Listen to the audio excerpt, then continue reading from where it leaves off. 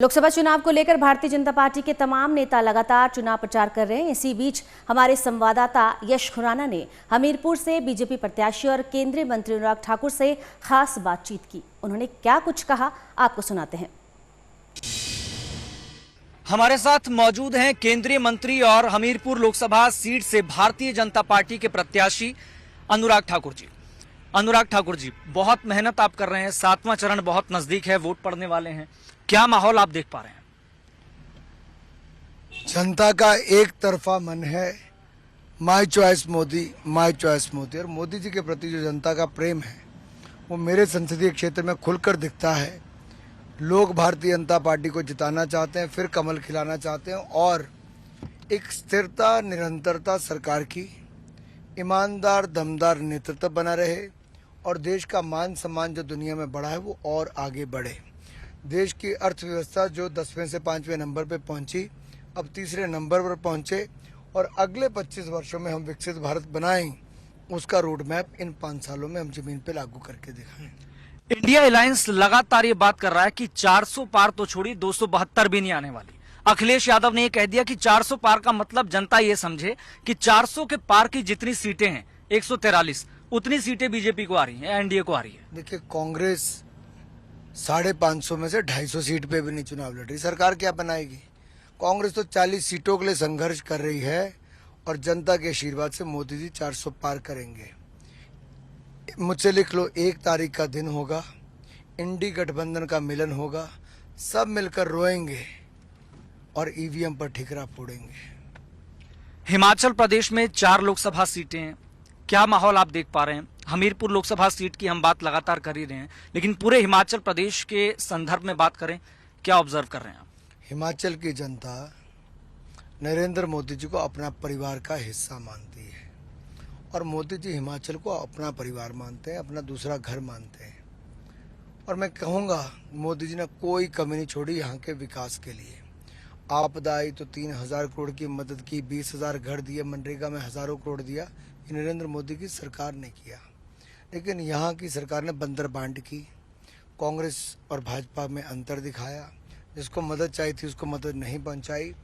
और यहाँ की सरकार ने, कांग्रेस ने इसमें भी भ्रष्टाचार किया, आपदा के पैसे में भी। इसकी सीबीआई जांच होनी चाहिए। सुक्खू सरकार पर लगातार आप हमलावर हैं, आप लगातार फैक्ट्स के साथ ये बात रख रहे हैं कि भाई 1500 रुपए जो महिलाओं को मिलने चाहिए थे वो अभी तक नहीं मिले। आपको लग रहा है कि प्रदेश की महिलाओं तक ये सीधा मैसेज जा रहा है? देखिए, यहाँ की महिला बहुत समझदार है। हिमाचल की महिलाएं खेतीबाड़ी भी करती हैं, पशुपालन भी करती हैं, धार्मिक कार्यों में भी हिस्सा लेती हैं और अपने जो महिला मंडल के कार्यक्रम है उनमें भी, परिवार को भी देखती हैं तो राजनीतिक कार्यों में भी। उनकी समझ बहुत गहरी है और उनकी चोट भी गहरी होगी वोट की, क्योंकि उनको पता है कि 16 महीने 1500 रुपये एक महीने का 24,000 रुपये का नुकसान अब तक हो गया महिलाओं का। देनदारी है ये कांग्रेस की सरकार की और कईयों ने तो अपने दरवाजे के बाहर लगा दिया है कि पहले 24,000 दो, फिर कांग्रेस वोट मांगने आए। एक सवाल मैं उत्तर प्रदेश के संदर्भ में लगातार मैं कर रहा हूं, तमाम नेताओं से भी वो प्रतिक्रिया दे रहे हैं कि भाई उत्तर प्रदेश में जो 2019 में बीजेपी की स्थिति थी आज वैसी नहीं होने वाली है, क्योंकि वहां पर इंडिया अलायंस का चक्रव्यूह है। वो चक्रव्यूह शब्द का लगातार जिक्र कर रहे हैं। देखिए, जहां से नेहरू गांधी परिवार संकोच करके चुनाव लड़े और जहां पे एक तरफ अखिलेश यादव का पूरा परिवार चुनाव लड़े, वहाँ स्पष्ट नजर आता है कि उनकी जमीन हिल चुकी है। मोदी योगी की जोड़ी कीर्तिमान स्थापित करेगी, उत्तर प्रदेश में इतनी सीटें जीत कर देगी। 6 चरण संपन्न हो चुके हैं, आंकड़ा कहां तक देख रहे हैं? मुझे लगता है अब तक 350 पार की नौबत आ चुकी है और 7वां चरण जो फाइनल होगा उसमें हम चौका लगाएंगे। हिमाचल वाले 4 की 4 सीटें देंगे और मोदी जी 400 पार करके सरकार बनाएंगे। लोगों के बीच आप लगातार पहुंच रहे हैं, जनसभाएं कर रहे हैं, वोटर से क्या अपील करना चाहेंगे आप? वोटर को इतने ही कहूंगा, ईमानदार नेतृत्व देखो, दमदार काम देखो, मोदी सरकार में देश का विकास देखो, गरीब का कल्याण देखो। 25 करोड़ गरीब गरीबी रेखा से बाहर आए और 51 करोड़ 40 लाख के लगभग रोजगार के अवसर आए। मेरा साफ मानना है, देश की जनता बहुत अच्छी तरह जानती कि किसानों को 6,000 रुपया साल का मिलता था, 5 साल तक मिला, अब अगले 5 साल भी मिलेगा। 1 करोड़ बहनें लखपति दीदी बनी, अब 2 करोड़ बहनें लखपति दी। 4 करोड़ पक्के मकान बना कर दिए प्रधानमंत्री आवास योजना में, अब 3 करोड़ और बना कर देंगे। इसी तरह से मुफ्त अनाज दिया, आगे मुफ्त अनाज देंगे। 60 करोड़ लोगों को मुफ्त इलाज दिया, अब 70 साल से ज़्यादा वालों को मुफ्त इलाज देंगे, चाहे अमीर हो या गरीब हो। कांग्रेस लगातार ये जिक्र करती है कि भाई भारतीय जनता पार्टी के तमाम नेता ये बात कह रहे हैं कि दुनिया में भारत का डंका बज रहा है, लेकिन हंगर इंडेक्स की वो बात करते हैं, आंकड़ों पे बात रखते हैं, फ्रीडम इंडेक्स की बात वो करते हैं। क्या जवाब देना चाहेंगे? मैं इतना ही कहूँगा, अपने आसपास देखो, इंडेक्स छोड़ो, इंडिया की स्थिति देखो, भारत की स्थिति देखो। 25 करोड़ गरीबी रेखा से बाहर आए, 51 करोड़ 40 लाख रोजगार के अवसर पैदा किए। ये हमारे यहाँ पे हुआ, अर्थव्यवस्था आगे बढ़ी, टैक्स कलेक्शन दुगनी हो गई, दुगनी से ज़्यादा हो गई। ये अपने आप में बहुत संकेत देते हैं कि अगर अर्थव्यवस्था बढ़ी तो उसका मतलब रोजगार स्वरोजगार के अवसर ज़्यादा बढ़े, और जब आमदन बढ़ती तो इसका मतलब आपको समृद्धि और संपन्नता आई। दूसरा, आपकी आमदन बढ़ती थी तो कांग्रेस आपको टैक्स लेती थी। मोदी जी ने 2 लाख रुपए तक जो टैक्स कांग्रेस लेती थी उसको हटा दिया, अब 7 लाख रुपए तक की छूट दे दी, आपसे कोई टैक्स नहीं लिया जाता। आप मध्यम वर्ग के लोग अपना घर बनाना चाहते हैं, उसके लिए बहुत सारी योजनाएं हम लेकर आए। अब देखो कितना बूम है अब रियल एस्टेट में। हमने लाखों करोड़ रुपये हमने आधारभूत ढांचे पे, सड़क शिक्षा स्वास्थ्य, इस पे खर्च करना शुरू किया। 7.5 लाख करोड़ रुपया 2 साल पहले खर्च किया, पिछले साल 10 लाख करोड़ और इस साल 11 लाख करोड़ का बजट रखा है।